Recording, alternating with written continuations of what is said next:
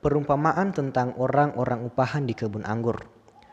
Adapun hal kerajaan sorga sama seperti seorang tuan rumah yang pagi-pagi benar keluar mencari pekerja-pekerja untuk kebun anggurnya. Setelah ia sepakat dengan pekerja-pekerja itu mengenai upah sedinar sehari, ia menyuruh mereka ke kebun anggurnya. Kira-kira pukul 9 pagi ia keluar pula dan dilihatnya ada lagi orang-orang lain menganggur di pasar. Katanya kepada mereka, "Pergi jugalah kamu ke kebun anggurku, dan apa yang pantas akan kuberikan kepadamu." Dan mereka pun pergi. Kira-kira pukul 12 dan pukul 3 petang ia keluar pula dan melakukan sama seperti tadi.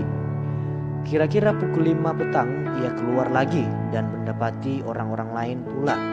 Lalu katanya kepada mereka, "Mengapa kamu menganggur saja di sini sepanjang hari?" Kata mereka kepadanya, "Karena tidak ada orang mengupah kami." Katanya kepada mereka, "Pergi jugalah kamu ke kebun anggurku." Ketika hari malam, tuan itu berkata kepada mandurnya, "Panggillah pekerja-pekerja itu dan bayarkan upah mereka, mulai dengan mereka yang masuk terakhir hingga mereka yang masuk terdahulu." Maka datanglah mereka yang mulai bekerja kira-kira pukul 5 dan mereka menerima masing-masing 1 dinar. Kemudian datanglah mereka yang masuk terdahulu, sangkanya akan mendapat lebih banyak, tetapi mereka pun menerima masing-masing 1 dinar juga. Ketika mereka menerimanya, mereka bersungut-sungut kepada tuan itu. Katanya, "Mereka yang masuk terakhir ini hanya bekerja 1 jam, dan engkau menyamakan mereka dengan kami yang sehari suntuk bekerja berat dan menanggung panas terik matahari." Tetapi tuan itu menjawab seorang dari mereka, "Saudara, aku tidak berlaku tidak adil terhadap engkau. Bukankah kita telah sepakat sedinar sehari? Ambillah bagianmu dan pergilah. Aku mau memberikan kepada orang yang masuk terakhir ini sama seperti kepadamu. Tidakkah aku bebas mempergunakan milikku menurut kehendak hatiku? Atau iri hatikah engkau karena aku murah hati? Demikianlah orang yang terakhir akan menjadi yang terdahulu, dan yang terdahulu akan menjadi yang terakhir." Pemberitahuan ketiga tentang penderitaan Yesus. Ketika Yesus akan pergi ke Yerusalem, ia memanggil ke-12 muridnya tersendiri dan berkata kepada mereka di tengah jalan, "Sekarang kita pergi ke Yerusalem, dan Anak Manusia akan diserahkan kepada imam-imam kepala dan ahli-ahli Taurat, dan mereka akan menjatuhi dia hukuman mati. Dan mereka akan menyerahkan dia kepada bangsa-bangsa yang tidak mengenal Allah, supaya ia diolok-olokkan, disesah, dan disalibkan, dan pada hari ketiga ia akan dibangkitkan." Permintaan Ibu Yakobus dan Yohanes. Bukan memerintah, melainkan melayani. Maka datanglah ibu anak-anak Zebedeus serta anak-anaknya itu kepada Yesus, lalu sujud di hadapannya untuk meminta sesuatu kepadanya. Kata Yesus, "Apa yang kau kehendaki?" Jawabnya, "Berilah perintah supaya kedua anakku ini boleh duduk di kelak di dalam kerajaanmu, yang seorang di sebelah kananmu dan yang seorang lagi di sebelah kirimu."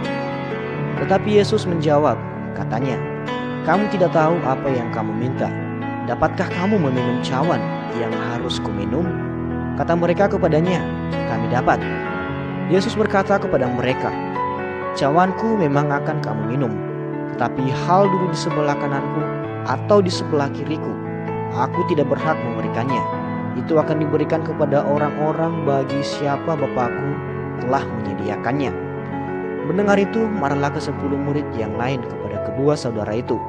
Tetapi Yesus memanggil mereka lalu berkata, "Kamu tahu bahwa pemerintah-pemerintah bangsa-bangsa memerintah rakyatnya dengan tangan besi, dan pembesar-pembesar menjalankan kuasanya dengan keras atas mereka?